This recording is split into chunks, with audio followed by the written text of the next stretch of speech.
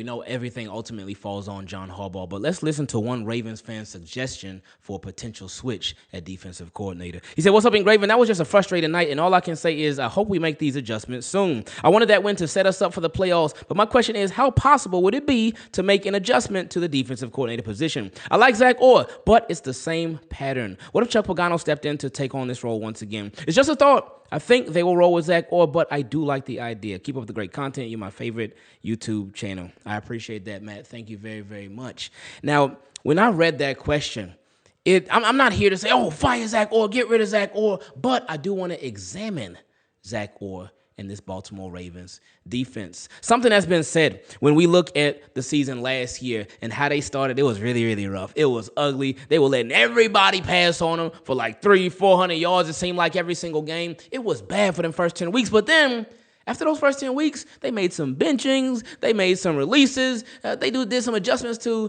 the depth chart, and they got it right. So it seemed. Because when you actually really take a look at the schedule last year, and I've seen somebody bring this up before, but I said, wait a minute, let me look at it myself.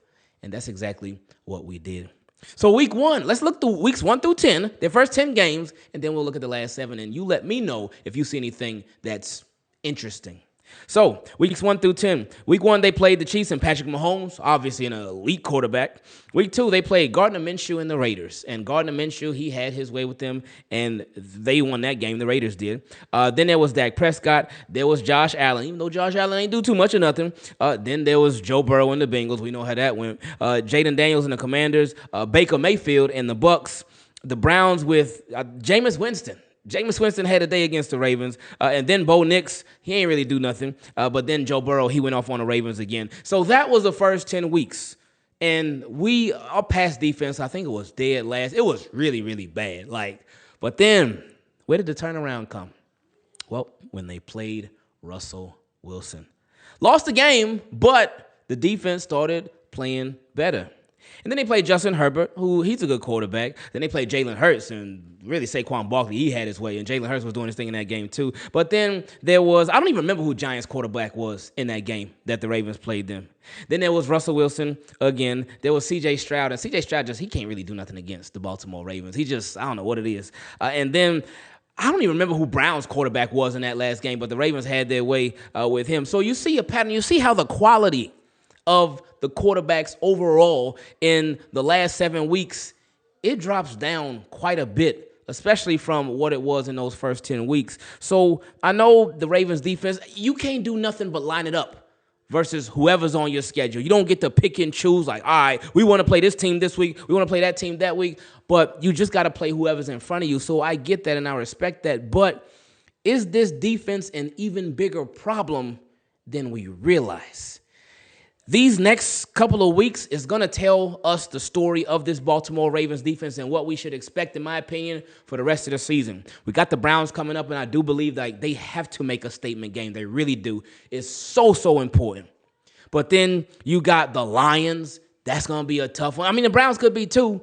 Now, I don't expect it to be, but anything's possible. It's the Baltimore Ravens in the NFL we're talking about. But you got the Browns, you got the Lions, you got the Chiefs coming up. So you're going to know a lot about this football team. You're going to know a lot about this Baltimore Ravens defense and if they are legitimate or pretenders. Let's just continue with questions from Team Keep It Clean. Next one came from Lashawn. He said, hey, I just wanted to come through and say I love the channel. This is my first time writing in, and I'm excited for this season. Let's go Ravens. I love my QB. I love the team. It's time to go get it because I know we can do it. Hey, I appreciate that, and I appreciate you.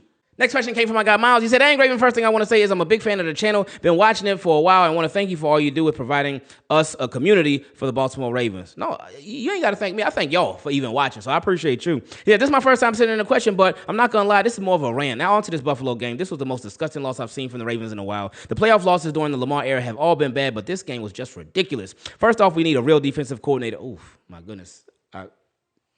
Anyway, he said, this roster has too much talent to be trying to give guys chances and think you can turn guys into Mike McDonald. The secondary consistently looks lost and out of position, and the pass rush doesn't help, but guys are constantly putting up crazy passing yards against us. All offseason, I heard about how we have 5 first rounds in the secondary, and it doesn't look like it at all. Nate Wiggins needs to get it together, and Jair Alexander didn't look any different from Brandon Stevens out there. Now to our pass rush. We need better. We can't rely on old man Vanoy to be our leading pass rush, and the fact that they went into the season with that thought process shows that they aren't serious in the front office. Now with that, I'm sure they would much rather it be Odafe Away, who is the leader of the pass rushers. But with Kyle Van Noy, he keeps on producing. He hasn't been doing nothing but producing.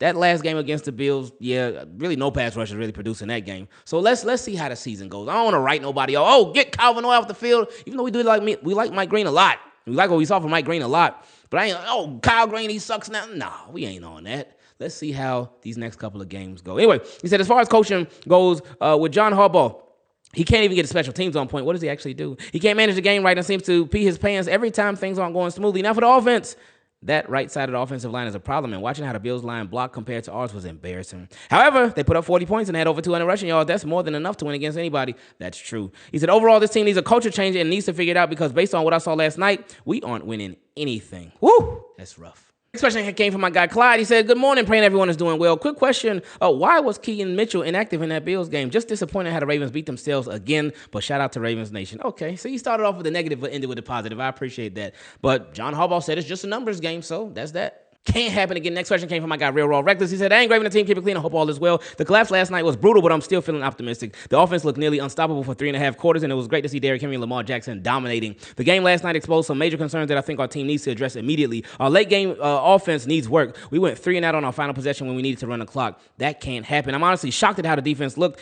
and with how they couldn't get any quarterback pressure, they couldn't get off the field. Derrick Henry was a beast, but that fumble was a game changer, and they often come at the worst possible time. The decision to run no players at the end of the first half allowed a catch, which resulted in a field goal, was not a good decision. Oh my goodness, it was so bad. See, again, the conversation, I know everything ultimately falls on John Harbaugh, but yeah, the defensive coordinator needs some looking at too. But anyway, he said, I still have a lot of hope for the season being is only one game, but this showed a lot of the stuff that the Ravens have work to do on. What are your biggest takeaways from the game, and would you have went for it on fourth down on that last possession? I would have. It's 4th and 3. You got Lamar Jackson. I know he said he was cramping up, and he's probably hurting from that Ed Oliver hit.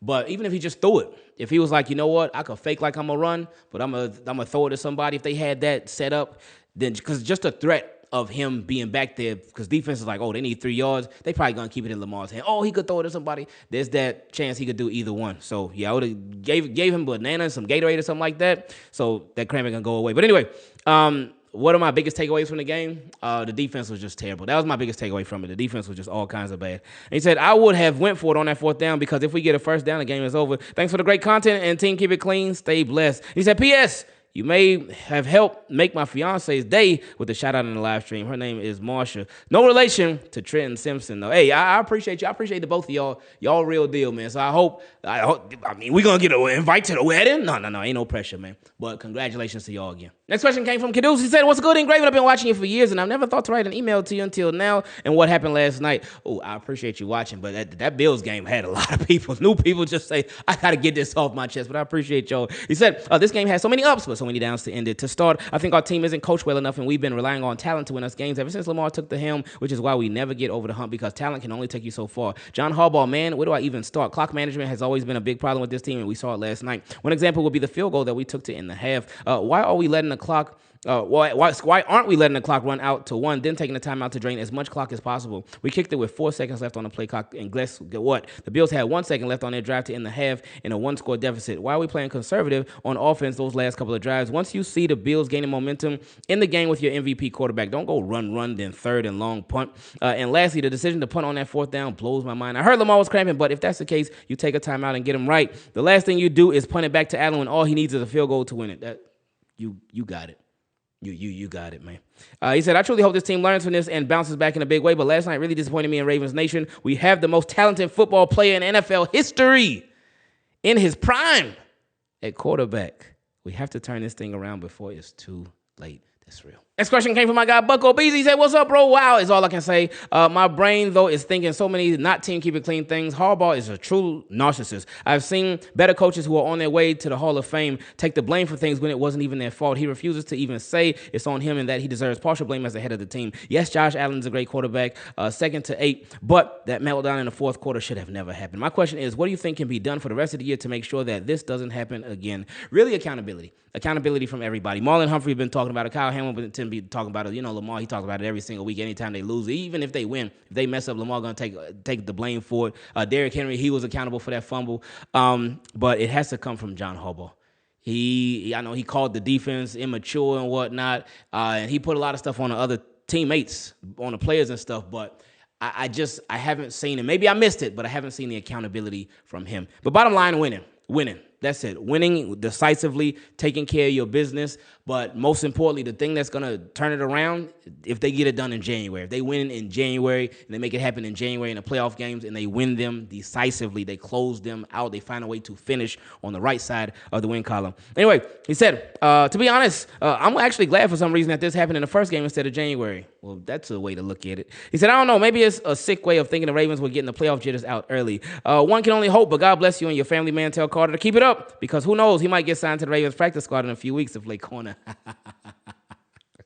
Next question came from my guy Griffins. He said, hey, Ingraven, this is after the Bills lost and I'm over, and yes, it will have implications later on down the road, but if anything, I would be less confident if we beat them this time around and we met them in the playoffs, maybe at their house because of the cakewalk schedule that they have. I wanted to say how I feel like Lamar Jackson has positively impacted people. It's crazy how the best people have always been through some crazy stuff. Lamar has a platform and actively uses it to lead the next generation. Even the way he handles the loss with respect to other people, and that's just a good example and shows the younger generation how to handle things not going your way. And even in wins, he'd be looking the same. That's true. That's a really, really good point. I appreciate you. The game was a lot of negative, but my guy Griffins, he pulled out a huge positive and shined some light on it. I appreciate that. He said, also shout out to you. Use your platform for that same way, and also how you stay calm as well. Even though you spend more time than most of us on this team, it shows a lot. I appreciate that, man. Hey, you real for that one, Griffins. I appreciate you. Next question came from my guy Emmanuel. He said, keep on doing what you're doing. I appreciate your hard work. Hey, I appreciate you, Emmanuel. He said, that game last night was a good game, don't get me wrong, but the ending was frustrating. I have 5 reasons why people don't take us seriously. Number 1, the defense. Every time we need them to make a stop, they don't. It's either they let the opposing team have a 30-yard completion or a defensive pass interference, no interceptions, no fumbles, and hardly get to the quarterback. Number 2, if I was the head coach, I'd be going on that 4th down and 2. Ain't no way that I'm putting the ball. And then number 3, we got to stop turning the ball over at the most stupidest times. Well, there's never a good time to turn the ball over, but I get what you're saying. He said, number 4, we need to stop running the same plays over and over and over again, because on that final play, I think we ran the 2 jet sweeps for about a yard. That's not going to work. Yeah, the jet sweep play is not a problem itself, but just the timing of it was terrible. He said, number 5, why do the Ravens get a double-digit lead? Then we tend to act like Patrick from SpongeBob, because we do some of the most idiotic things into the Ravens. They need to fix these issues, and if they don't, I don't see no championship. Yeah, they need to get on that fast. Next question came from the Solution for Kicks. He said, Ingraven, I hope you and the family are well. I appreciate you. My nephew, Texas Raven, and I had a 2.5-hour phone call about what we witnessed on Sunday night. There was a stat that was posted by the media outlet that said teams that score 40 or more points have a 91.1% winning percentage. That really drove home the point of my topic. Yes, it's the first game, but this is signature John Harbaugh coaching. There's too much firepower on offense for that output to be wasted. What's odd is that Harbaugh is notorious for gambling, as I often call him John Shake 'em Up Harbaugh, for going for it on 4th down and reckless challenges. Then he turns into Gunshot John at the worst time. Josh Allen is making your defense like sliced honey-baked ham, and you give the ball back to him? It's true. In summation, Super Bowl or not, it's time to say bye to Harbaugh after the season. This is a culture and mindset thing, and the leaders are solely responsible for the culture of their organizations. Now, part of that is true. If John Harbaugh and the Ravens go out there and win a Super Bowl, you can't get rid of him. You can't fire him after that. No. He would have every single right and more to stay. If they won a Super Bowl this year, yeah, John Harbaugh ain't going nowhere. But if they don't, if they came up short for whatever reason, I still think they're going to get it. But if they came up short for whatever reason, then yes, he will need to go. Instant reaction, not overreaction. Next question came from my guy Rodell. He said, good evening, my guy. Haven't checked in a while, but what better time than now? Yeah, it's been a minute, man. He said, is it over? Are we doomed? Is this a preview of what's to come? I honestly don't know anymore, but now I obviously can preface this by saying it's week 1 of the NFL season, but for me, it's bigger than that. Of the last 6 years, the Baltimore Ravens probably have had the best roster in the NFL at minimum 3 times. We've had coordinators taken and move on to other teams. We've had the best offense. We had the best defense. We had the best special teams. We've broken what feels like hundreds of records. And what do we have to show for it? The Ravens are the best regular season team. That's what the media says. I'm legit tired of the same song, the same storyline every time with this team, and I'm sure everyone will aim at Harbaugh. Well, in my eyes, Harbaugh carries a lot of the blame, but not all of it. I personally feel like in these big moments against these big teams, our coach, our coordinators, and players, they all freeze up. It's not just Harbaugh. Lamar played horrible to his standards in the playoffs. Zay Flowers fumbled. Monkey not running the ball. Lamar fumbled an interception last year. Andrews fumbles and drops. In this game, Henry fumbled. Luke missed a field goal. Justice Hill fumbled and dropped. These ridiculously dumb jet sweeps with Zay that go absolutely nowhere every time they try. I get the blame can start with Harbaugh, but I want to hold our players accountable. We have an Avengers-type roster. It's way too much talent for the same old blunders year in and year out. Maybe it's me, but I kind of feel like the talent on the roster should, and hopefully we'll overcome the coaching issues. Again, it's not us losing a game because I never expect to go 17-0, but it's how we are doing it. I think that's what it is for everybody. I mean, the losses suck too, but I mean, that's first and foremost. But yeah, it's the way that it keeps happening. Especially if you up to a big lead. Yeah, but you know already. He said, and just like I started this rant, that may start with Harbaugh, but I need our Avengers to assemble. Yeah, that's where I get what you're saying. But yeah, it does start with Harbaugh. And the thing with that is, because yes, the players need to be held accountable too. Everybody. The players, they be having their mistakes as well. But when you talked about the patterns, you talked about the Ravens being repeat offenders, the same thing happening. The only person that's been here, and that same thing has continued to happen, and that's been before Lamar was here, before Derrick Henry was here, before Marlon Humphrey, before Super Duper Kyle, before a lot of these guys that are here now, it's been Harbaugh. That's why so many fingers are pointed at him right now. Next question came from my guy Reec. He said, another downfall. Sorry, but incoming long ran as I would expect. You're getting from the other Team Keep It Clean fans as well. We are true Dr. Jekyll and Mr. Hyde team. Really crazy highs and lows in the same game. You can also call that being undisciplined. I work nights, so I called in late and had one of the most quietest rides into work since last year in the Chiefs opener. This year is eerily similar to last year. L against KC, and then the crazy L opener versus Las Vegas. And then going into the Cowboys nail biter, which I went to since I live right outside of Dallas, and be more raised. Similarly, we have the Browns next, but I have a bad, weird feeling about that outcome. Ooh, uh-oh. He said, I honestly don't see a Super Bowl happening this year. Should make the playoffs, but ends where there's going to be some unexplainable crash out. It's to the point where we are who we thought they were. This is Dennis Green, he said, rest in peace. And that's a team that chokes in the critical moments, whether it's offense, defense, special teams, coaching, or players. I can't even bring myself to listen to Harbaugh's post-game conference. We should know that he can't and won't state the obvious because he has to give that level-headed speech, and I'm not mad at that. We just have some weird karma hanging over us. Probably some Steelers fan who has a voodoo Ravens, though. That's the only thing that makes sense to me, LOL. I do believe the organization does its best in trying to compete at the highest level, but that karma, whatever it is, the thing is real. Having said that, my confidence level for this season is extremely low, but I will continue to watch, cheer, and wear my Ravens gear. Oh, you did a little rhyme there. He said, I really hope I'm wrong in the assessment, and I hope to eat my words. Continue to take care of that beautiful family of yours. Thanks for this cool platform, and go Ravens. Now, I appreciate you, Reec. And, we'll see. We'll see how things go. But, I mean, you said you got a bad feeling about this Browns game. We're going to see. Again, that's all I can say is we're going to see. I really hope you are completely wrong about that one. Pressure. Next question came from my guy Malachai. He said, Ingraven, hope you and your family are doing well. Also, hope the rest of the Team Keep It Clean is doing well. Also, I remember back when Harbaugh got extended and I asked you the question, does Harbaugh feel complacent? I'm not here to bash Harbaugh. That's not what this question is for. But whether you love him or not, he's not going anywhere. So my actual question is Harbaugh starting to feel the pressure? I'm not just talking about the pressure from some Ravens fans here and there. I'm talking about the pressure from Lamar Jackson and from the media. After that blown lead against Buffalo, I was upset. But then, again, I wasn't really surprised. But what I was surprised about was the national media actually holding Harbaugh accountable. I was in genuine shock because usually after a loss like that, you usually hear Lamar Jackson's fault, and he should have done this and that, but the media talking heads were actually calling out John Harbaugh, and not just calling him out, but in actual detail. Yes, that's so true. He said, in my opinion, in the last 7 years that I've only seen a tiny little bit of pressure the media gave Harbaugh was a few months back about the whole Super Bowl bust narrative. Every media outlet said that this is the best roster in the league and that the Ravens have no excuses, even though we've had no excuses for years now. I agree. He said Harbaugh then responded to that by saying, anybody that believes that has never won anything in life, and that rubbed a lot of fans the wrong way. This whole situation reminds me of the Philadelphia Eagles last year. A lot of Philly fans were coming for Nick Sirianni, and a lot of the media outlets as well, saying if he can't win a Super Bowl with that roster, some big changes are needed. Some of that could have been exaggerated, but to my initial point, could this pressure be good pressure? Pressure can either bust pipes or create diamonds, and I'm just a little excited because this pressure could help out the Baltimore Ravens moving forward and how they approach things. Maybe I'm being a little delusional, but what are your thoughts? No, the pressure is good because think about it. It's going to be good for the Baltimore Ravens in the short and the long term. More pressure's on Harbaugh, then, hey, Harbaugh, make some diamonds, man. Make some diamonds happen, get that Super Bowl. But if they don't, then I think that pressure could make John Harbaugh burst, and then he will be out of here. Next question came from my guy Narome. He said, hello, Ingraven. I know it's been a long time for my questions, but here we go. Yes, it feel like it's been years. But anyway, he said, what if we step back for a moment and think, could it be what we actually seeing in Zach Orr's defense is less about his own ideas and more about the lingering shadows of Dean Pease? After all, the spark in last year's turnaround was widely credited to Pease's influence, but the very issues that frustrated us during his time as defensive coordinator, blown coverages, lack of creativity and simulated pressures, and an overly conservative approach seem to have resurfaced. Oh, that's a really good question. Wow. That's a great question, as a matter of fact. He said, is it possible that Zach Orr, rather than charting a new defensive identity, has absorbed too much of Dean Pease's philosophy, and that's what we're watching now is history repeating itself under a new name? My goodness, I never thought about that. Because, yeah, they did bring in Dean Pease after a couple of weeks last year. And Dean Pease have been rubbing off on Zach Orr. I hope not, but it was extremely conservative. It was a crazy conservative in that week 1 game. Like, the cornerbacks playing way off of the receivers and whatnot. It's like, whoa, do they have cooties or something? Why y'all so far away from them? And it was one of the craziest things. So you may have some validity to what you just said. Next question came from my guy James. He said, "Yo, only Graven and Team Keep It Clean. What's up? I hope you and the family are doing well. Sorry I haven't sent an email in a long time, but life has been doing pretty good." Okay, I like that because I thought you were going to say something else, but I like that. So it's good to hear when people are doing good. So shout out to you.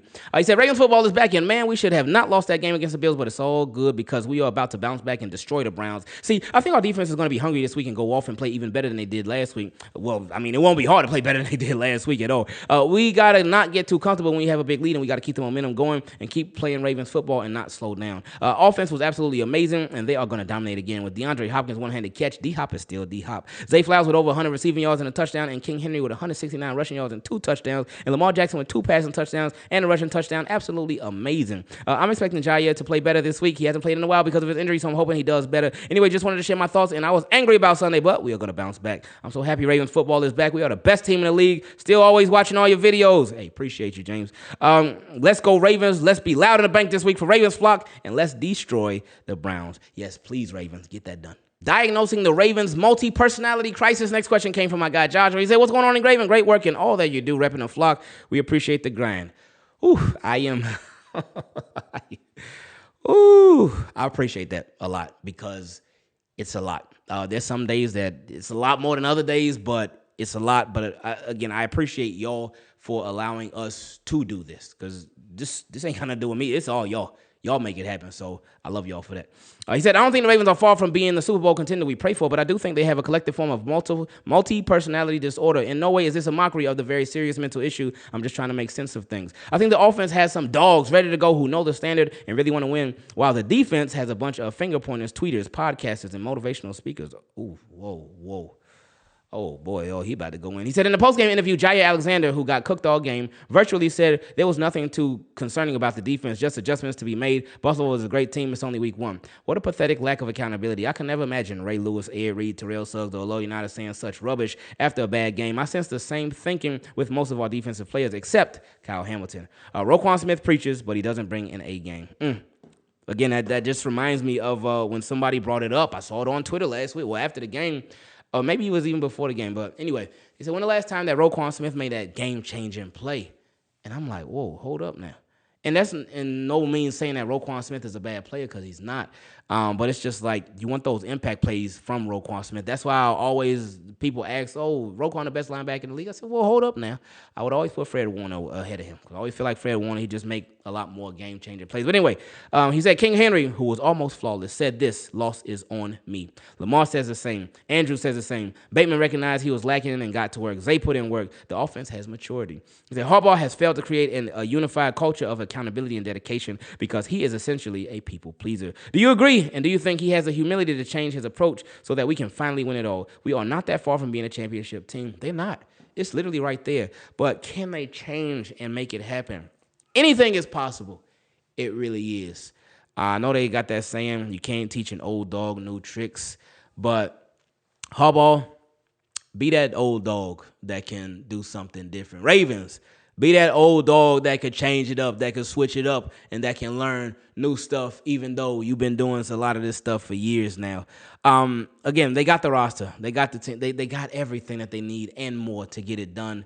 Just make it happen, please. Next question came from my guy Milton. He said, "Ain't Graven, long time. Hope you and your family are doing amazing." Hey, I appreciate that. He said, "So I've noticed the flock has this thing about who takes accountability for a loss, who does the blame go to, and all this other noise. That's what it is to me, noise. I can have a pie chart separating blame for our last 2 losses, both Bills games, all across the team and officiating, but what does that really do? We know what the issues are. We're the most undisciplined top team in the NFL. We don't execute in key moments, and we can't hold leads. Yes, we can want Harbaugh to take accountability for that, but we know that's not going to happen, and if he did, what does it really mean? Are the mistakes going to stop? Is he suddenly going to stop with the conservative play? Are we going to continue to turn the ball over in critical times? Are we going to continue with the terrible clock management? Is our defense still going to blow leads with it? Will they force a turnover? Will they catch interceptions? Will 77 win blocking assignments? I don't know if Harbaugh says, yes, it's on me, will change anything. And I specify him because the players, the players take the blame the majority of the time. I'm tired of hearing we need to change. We need to actually see it take place. We made the Cameron change in 2012, shifted the offensive line for the playoffs, and won it all. Almost blew that lead, too. We made a change in QB in 2018, and our season was free-falling. We made changes on our defense last year when we were awful. That matters to me more than putting up your hand and saying, my bad, that's on me. It's change behavior that matters more than the apology. Thanks for taking my question and stay blessed. Well, you ain't even asked no question. I mean, you were just saying, but I do see what you were saying, because he's saying, like, look, he ain't about the talking. He said he about that action. That's what my guy Milton was saying. He's about that action. And with Ravens, if whatever they're going to do, if they're going to change something, he said he don't want to hear it all in the media and stuff, in the interviews and the presses and all that. Oh, this is on. He said, that's cool, but what are you going to do? What's the action that's going to take place to make your team better? And the last question, my goodness, this has been so tough to get through, because after that Bills game, we had like 1 million emails, 1 million. But I am very proud to say that we have gotten through all of them as of this question. I know somebody going to send in another one, but you're going to have to wait till after that Browns game, because it ain't happening after this. But last but certainly not least, next question came from my guy, Ryan. Said the mystique of Johnathan Harbaugh. What's up, my brother? Hope you and the family are doing well. I'm doing good. Feeling a little crazy right now with all these questions, but I'm doing good. I appreciate you. I want to get straight to it. So many people call John Harbaugh a great coach. What actually makes him a great coach is it because he's had so many regular season success with the team and won one Super Bowl over a decade ago, which I will not credit to him. That credit should go to the on-field leadership of Ray Lewis and his supporting cast.